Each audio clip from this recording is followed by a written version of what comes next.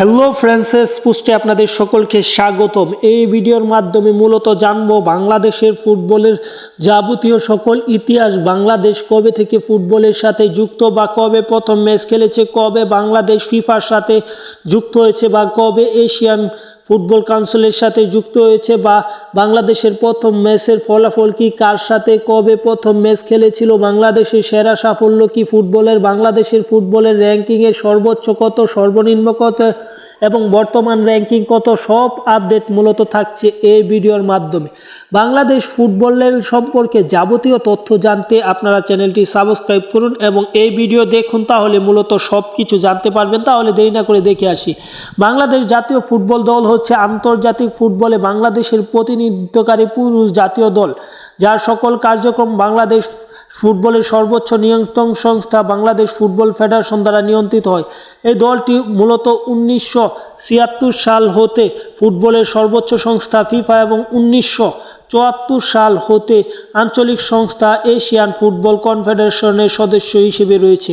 1973 সালের 26 জুলাই তারিখে মূলত প্রথমবারের মতো আন্তর্জাতিক খেলায় অংশগ্রহণ করে মালয়েশিয়ার কুয়ালালামপুরে অনুষ্ঠিত হয় বাংলাদেশ এবং থাইল্যান্ডের মধ্যকার উক্ত ম্যাচটি ড্র হয় 2-2 গোলে। বাংলাদেশ ফুটবলের ডাক নাম মূলত বাংলার বাঘ বা লাল সবুজ। অ্যাসোসিয়েশন হচ্ছে Bangladesh football federation, confederation Asia বা এএফসি, এবং প্রধান কোচ বর্তমানে হাভিয়ার কাবরেরা, অধিনায়ক জামাল ভুঁইয়া। সর্বোচ্চ গোল করে এবং সর্বোচ্চ ম্যাচ খেলে মূলত জামাল ভুঁইয়া, তিনি 200-র উপরে ম্যাচ খেলেছে, এবং সর্বোচ্চ গোলদাতা হচ্ছেন আশরাফ উদ্দিন আহমেদ চূন্য, তিনি 17টি গোল করে সর্বোচ্চ গোলদাতার তকমা নিজের গায়ে জড়িয়েছে। এবং মাঠ বলতে জাতীয় ফুটবল স্টেডিয়াম মাঠ, এবং বাংলাদেশের ফিফা কোড হচ্ছে BAN। সকল আপডেট, আরও কিছু আপডেট আছে। মূলত বাংলাদেশ ফুটবলের ইতিহাস অনেক পুরনো, সেটা বলা যাবে না। স্বাধীনতার পর থেকেই বাংলাদেশের ফুটবল অনুষ্ঠিত হয়। 1971 সালে বাংলাদেশ জয়লাভ করার পর স্বাধীনতায় পরবর্তীতে বাংলাদেশ 1973 সালে প্রথম আন্তর্জাতিক ম্যাচ থাইল্যান্ডের বিপক্ষে খেলে 2-2 গোলে ড্র করে 27 জুলাই ম্যাচটি অনুষ্ঠিত হয়।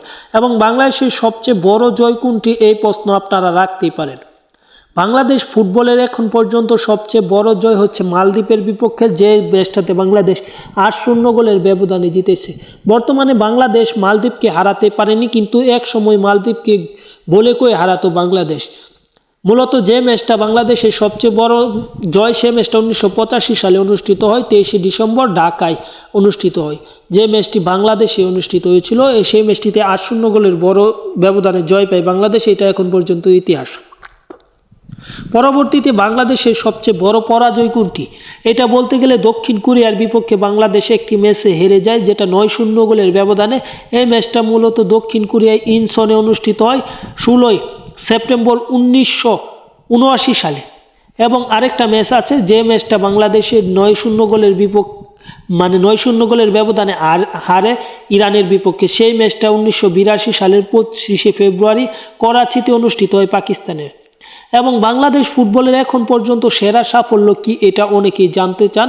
বাংলাদেশ ফুটবলের সেরা সাফল্য হচ্ছে এএফসি এশিয়ান কাপে বাংলাদেশ একবার অংশগ্রহণ করেছিল, সেটা 1980 সালে। এবং সেই টুর্নামেন্টে বাংলাদেশ গ্রুপ পর্ব পেরোতে পারেনি। মূলত গ্রুপ পর্বই বাংলাদেশের সেরা সাফল্য ফুটবলের। বাংলাদেশ এখন পর্যন্ত বিশ্বকাপ বা বড় কোনো টুর্নামেন্ট খেলতে পারেনি। এই এএফসি এশিয়ান কাপে 1980 সালের পরে আরেকবারও খেলার যোগ্যতা অর্জন করতে পারেনি।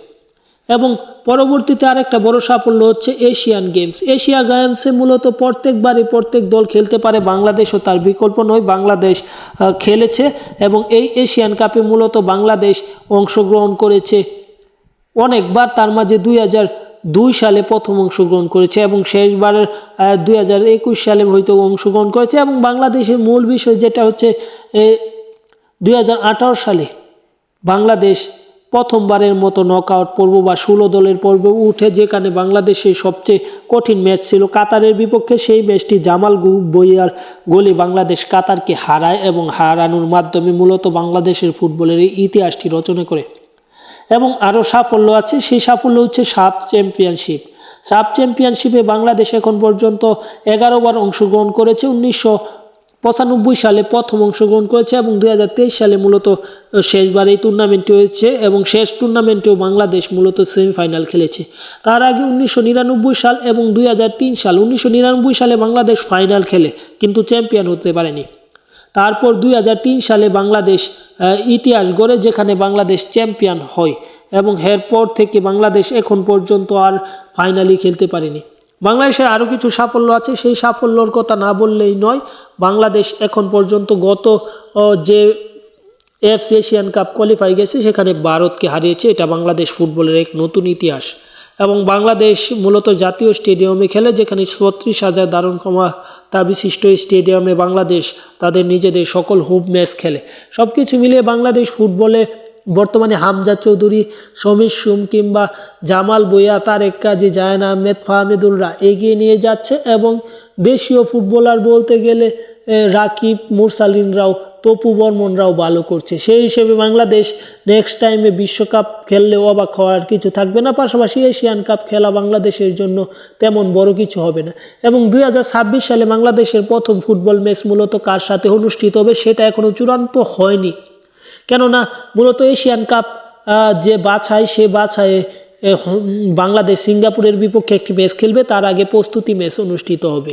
সেই প্রস্তুতি ম্যাচগুলো বা প্রীতি ম্যাচে বাংলাদেশের প্রতিপক্ষ কে তা এখনও চূড়ান্ত হয়নি।